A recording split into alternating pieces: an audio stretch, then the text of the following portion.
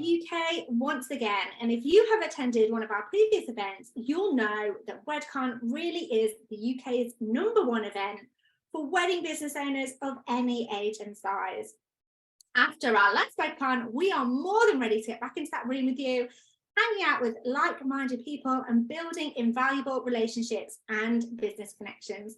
So let me tell you why WedCon this year is shaping up to be our best ever. This time round, WedCon is all about discovering how to grow and engage your audience, attract qualified leads, consistently increase your monthly revenue, and boost your cash flow well into next year and beyond. Basically, over the day, you're going to learn the very best ways to grow your wedding business. And having started out and built my own multi-six-figure business, I realized that when it comes to building businesses, there are really a few things that stand head and shoulders above everything else in importance. And that is getting clients and customers, generating revenue and cash flow, growing your audience, and having a strong team and network around you. At WedCon this year, you're going to be learning from a whole host of speakers who are already successfully using different techniques to grow their audience, turn them into raving fans, and have multi-six-figure businesses. So if you're a planner, DJ, florist, celebrant, or work in any other area of the wedding business, you are going to want to be at our one-of-a-kind event. WedCon is going to be your home, and we can't wait to welcome you in November. For all the details on how you can secure a ticket and be in the room, head on over to the show notes and grab your ticket. We're really looking forward to seeing you on November the 15th in Kent.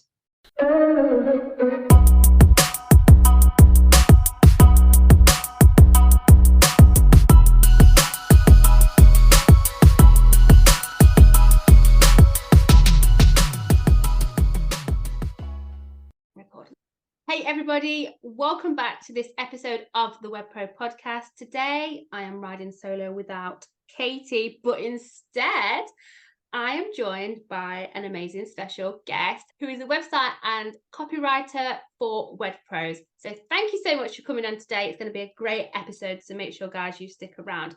So welcome, Andrea. Thank you. I'm so excited to be here. I'm really excited too. Today we're going to be talking all things copy, aren't we? First, before we do that, I want to know all about you, about your business, how you got into what you are doing now. Tell me it all. Tell me everything. So like every good copywriter, I did not start as a copywriter. I didn't even really know what it was. I started out, I got a degree in translation years ago. I worked for a company that specialized in website translation. So I learned a little bit about SEO and a little bit about website design and everything that goes into making a good website that sells. And then I had a baby and I didn't want to go back to the office like so many people. And so I started out doing some translation and some copywriting, and gradually from there, copywriting grew to be the majority of my business. And when I got my first wedding professional client, I fell in love with the industry. I love the idea of working with people who are creating experiences and memories and using artistry to do something really special and meaningful for people. And so I've been obsessed ever since. Like I say, now you can't get rid of me. I really love that. So you literally fell in love with the industry and thought, this is where I want to be. This is the kind of person I want to work with. Yes, and I still have memories of planning my own wedding and helping family members plan their wedding and thinking about what it was like on that end too. And so that kind of informs the work that I do. And it's been really beneficial in, just thinking about how to approach websites the way a couple would when they're looking to book for a wedding. Yeah, and that is exactly what we're going to be talking about today. So firstly, what I think would be very helpful to people is let's get into the nitty-gritty of like why copy on the words on a website are mega important, and it's not just one style fits all. Yes, absolutely. And it's not one style fits all. The first thing is the words on your website, they serve a couple purposes. One is they give people the basic information about who you are, what you do, how to contact you and work with you, all of the simple basics they need to reach out. They're also really important in making sure you get found by Google. I mentioned earlier SEO. For anyone who's not familiar, that's search engine optimization. And that means, in other words, using the words that your people are looking for, whether you sell bridal gowns or you're a DJ or you're a wedding photographer, you want to sprinkle the terms your people are searching for through your site so that it comes up higher in search results. And then, of course, your copy plays a role in just building a brand and demonstrating who you are as a business and what the experience you offer your customers is going to be like. For some people, that's a wild party. For other people, that's a very subdued, luxurious experience. But your copy plays a role in it. It's the first contact, often, or maybe the second contact after social media that people have with you. And it's an important step in building a relationship with you and getting them to remember you. Yeah, I think that's exactly what it is. Me and Katie talk a lot about, okay, you might have or do the same as somebody else, but no two businesses are ever the same, are they? And I suppose that kind of needs to filter into website as well, right? Absolutely, yes. And that's a perfect way to think about it. No two businesses are the same, no two service providers are the same. And your copy is the chance to convey what makes you different, your client experience different, your work different from the florist down the street. You can both be amazing people and serve totally different clientele or charge different prices or offer a different experience, and your copy conveys that. Yeah, that I really like that. That like really simplifies it. I think quite often a lot of the businesses that I speak to, we do website audits, but we don't so much look at just the copy. We look at everything, like what pages are on there, etc. But from what the feeling is that I get from people is that copy scares people to death. Oh my gosh, I don't even know where to start. Copywriting, what even is that? So I think keeping it simple is really important, isn't it? Yes, keeping it simple and thinking the way your ideal couples or your ideal clients, depending on what service you offer, thinking the way they think. What questions do they have? What do they need to know in order to move forward? Because so often we have a story we want to tell other people about ourselves and our business, and that story is amazing, but it's not necessarily answering the questions that our ideal clients have in mind when they are looking for someone who does what we do. Yeah, that's a really good point. It's not about what you think like people want to know. It's about what your ideal client are going to be looking for, kind of, and what is going to resonate with them. So I'd imagine that you've helped a lot of web pros over your time with their websites and words and things. So what are the most common mistakes that you are seeing people out there make when it comes to their websites and copy? So the first thing and the simplest thing to fix is that on the top of your homepage, we call it the hero in website speak, but it's Okay. basically just the top portion. People need to know who you are, what you do, and this is really critical for a lot of wedding pros, where you're located. It doesn't need to be super specific. You don't need to name, like you said, you live in a small town. You don't need to name the specific small town, but the region, because you have a few seconds to catch their attention and they need clear information. You can have a great tagline, but you also need to convey, for example, that you're a wedding photographer who works in Somerset and your name is such and such. That information needs to be there. And a lot of times people get caught up in saying something witty or displaying a beautiful image and they forget to include that really key information that's the first thing people are looking for. Another mistake I see is people tend to talk about themselves a lot. They use a lot of I or a lot of we.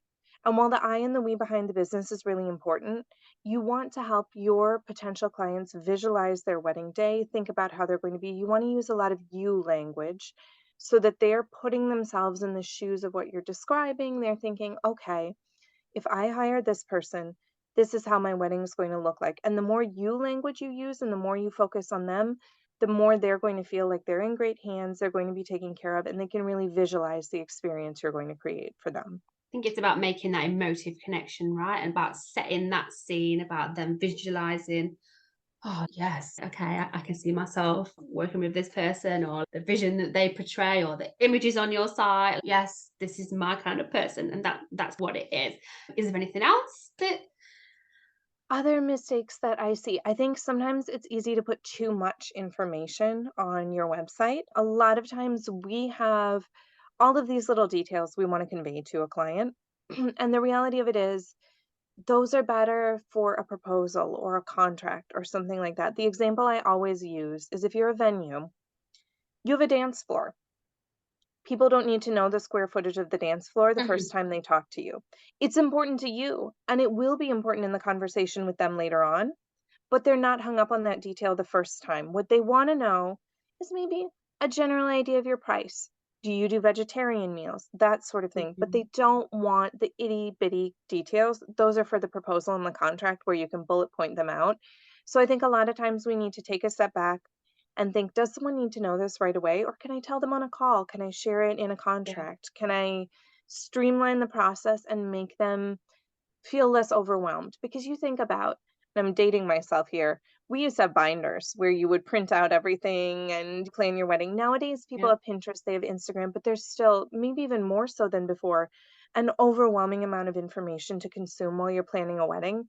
They need you to tell them the critical pieces of information, not bombard them with details.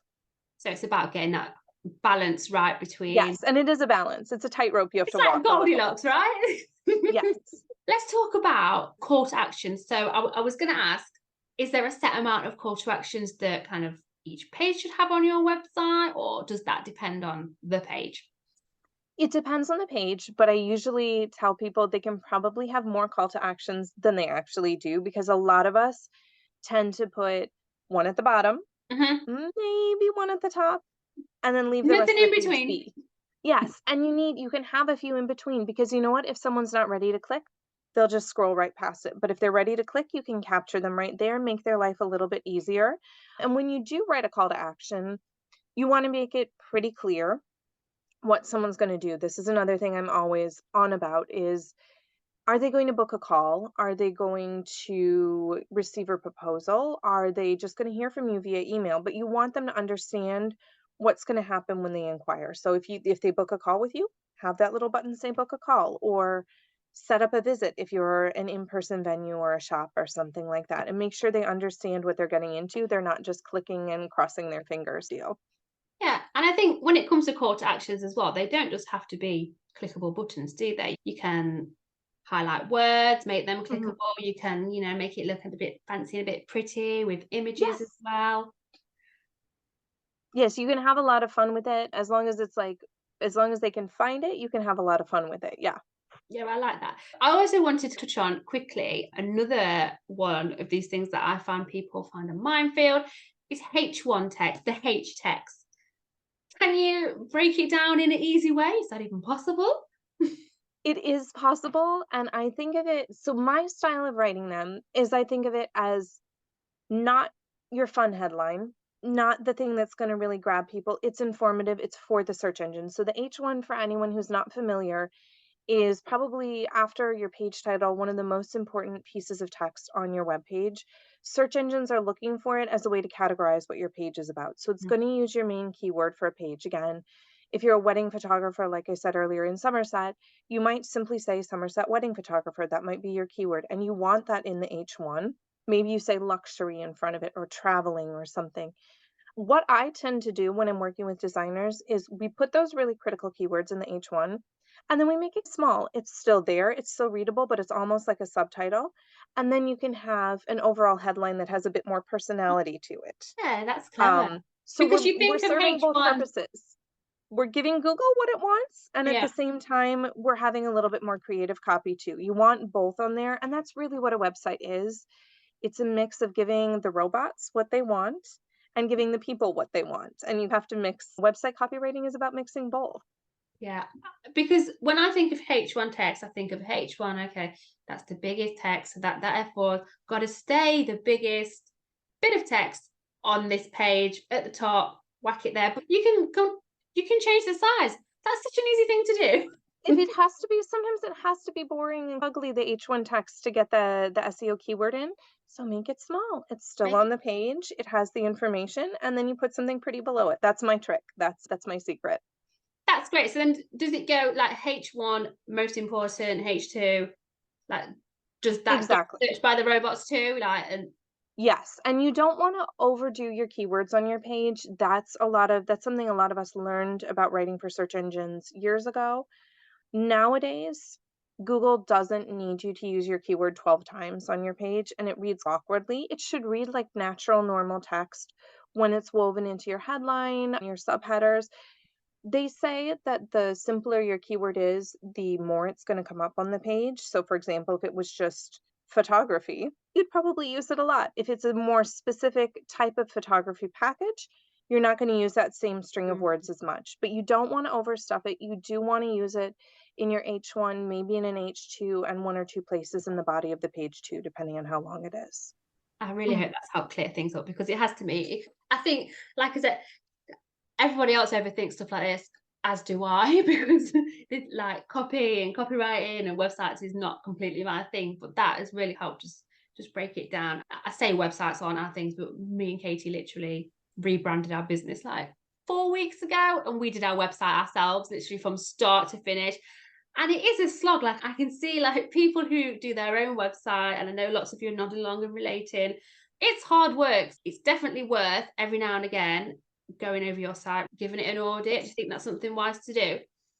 Yes, and especially also a couple times a year, just make sure that everything that's on there is still relevant. Do a check, maybe depending on your business, maybe quarterly, maybe once or twice a year. Make sure you're still offering all those services. Make sure that if you have a team, that the bios for the team members are still the right people. Just check in every once in a while and make sure that it's accurate, whatever information you're listing.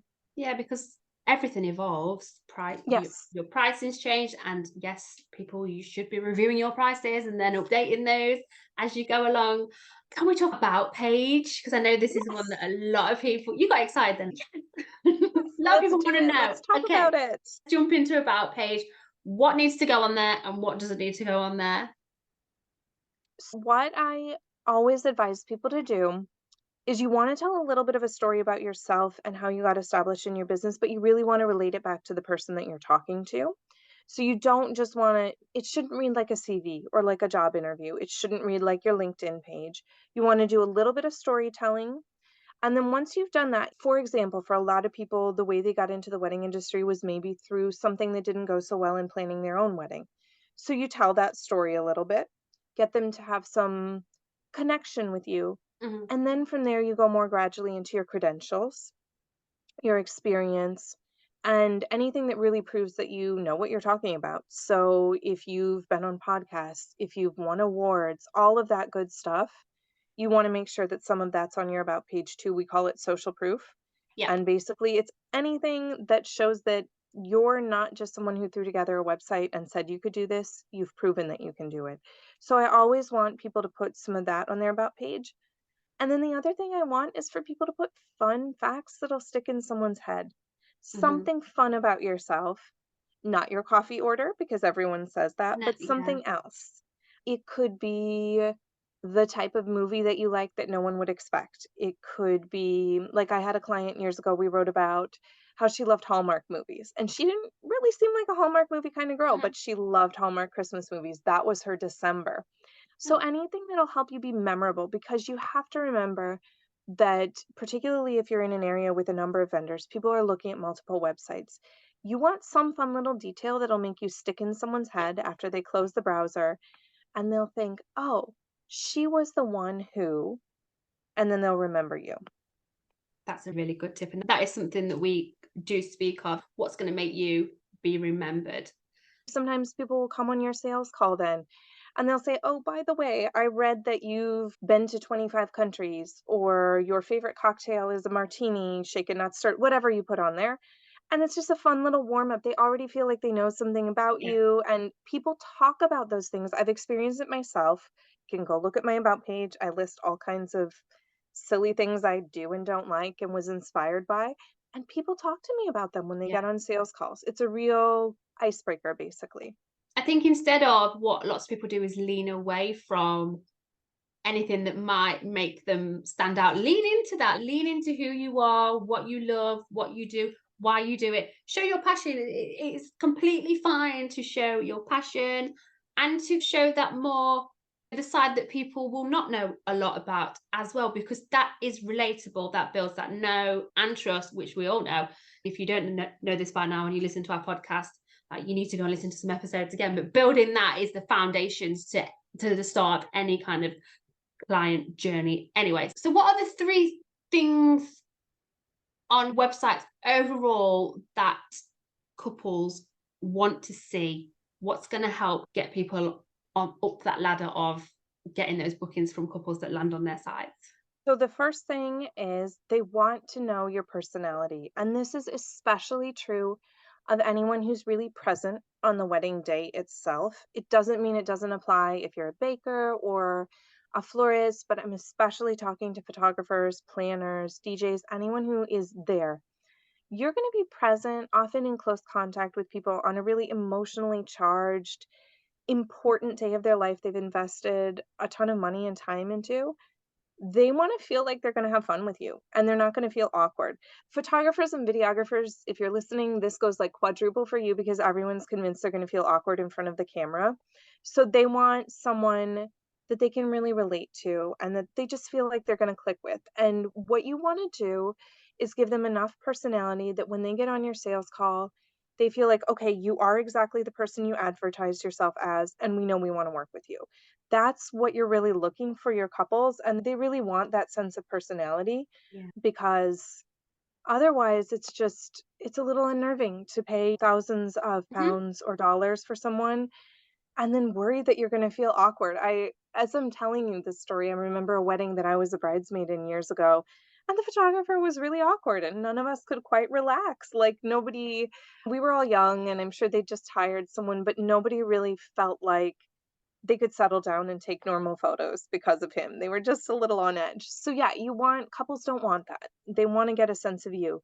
And I also tell people you need to show up the way you're going to show up in person. So if you're a super formal, elegant person, show up that way a little bit on your website.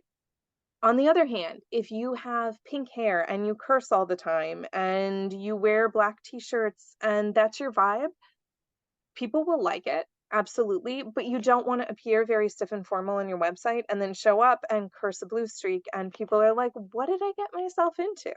So you really want it to show who you are. Like, who is this person? "Yes, this is not who I thought I hired."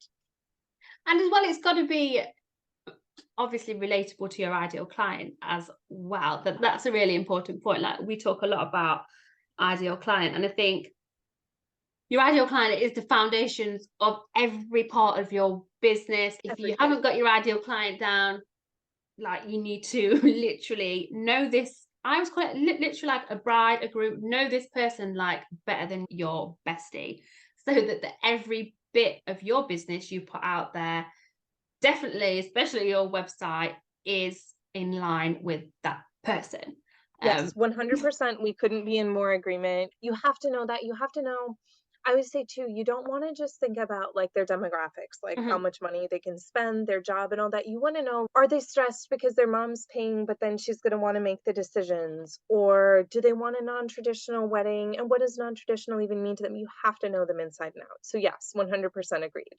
I love that. I actually had a question the other day from one of so we have a group coaching program, and they were asking me about forms on WedPro's website, especially her website. She was a planner. So I may as well ask you while I've got you. What's the important information to put on a form? What information can wait till later? Because I think, like you were saying, they can, like, couples get a lot of overwhelm. So how do we make this process easy with forms? So I read something recently that was really smart, and it said how long your form is should depend on how many leads you're currently getting and whether those leads are a good fit for you. So if you're starting out, you're not getting a ton of leads, don't bombard people with too many questions. Keep it simple. Ask what you need to know. So, for example, if you're a planner, you need to know the dates they have in mind. You might need to know a little bit about their budget and where they're planning to go. Maybe you ask one open ended question about their vision or why they want to work with you, but keep it simple. Mhm. On the flip side, if you have more leads than you can shake a stick at, and you want to narrow them down and get better fit leads, or if you're getting leads that aren't a good match for you, that's probably a sign that there's a number of things that need to be revised. But one of the things you can do is ask more questions to narrow them down. So someone who has a wait list a year long can afford to ask a lot more questions and make sure that they get and respond to only the people that are a good fit. It's a good way to get a sense of budgets. It's a good way to get a sense. For example, I've seen a videographer's website where she only takes clients who already have hired a planner. She's not going to work with clients who want her to manage their timeline and that sort of thing. So the more in demand you are, the more questions you can ask is my general rule. It is nice to ask at least one open-ended question so that you're not getting on a call with someone without any idea of what they're looking for. The exception I'll say is that if your services are totally packaged, say you're a limo company Mm-hmm. and you have 3 packages, you don't need to ask as many questions. People are going to book one of the packages. If they really don't fit, they'll ask about it. The more open-ended stuff is for my photographers, planners, that sort of thing. It does depend a little bit on what business you're into, the questions that you're going to ask. Yeah, that is some really great advice, really broken down in a really easy to follow way. So thank you so much. So if anyone is listening to this and thinking, oh my life, geez, I still need some help with this, where can people find out more about you? How can they So get in I'm on touch? Instagram. My Yeah. username is Andrea Shaw Copy. I'm also occasionally on Threads, although not as much as I was a month ago, but I'm still on there. Same. And then AndreaShaw.com is my website. And I would love to hear from anyone who's looking for copy help. I've got a couple of options, and I love working with wedding professionals, and it's so much fun.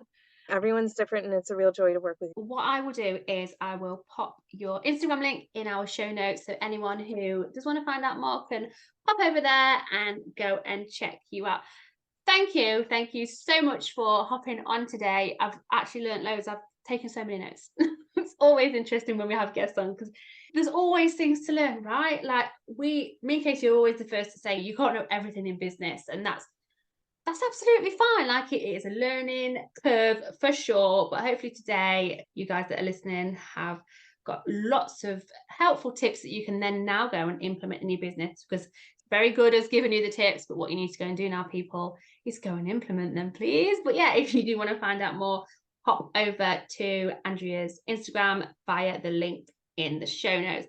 Thank you so much, Andrea. It's been an absolute pleasure today. Thank you for having me. It was great talking to you, Roxy. And thank you to you all for listening, and we shall see you on the next episode. Hopefully I will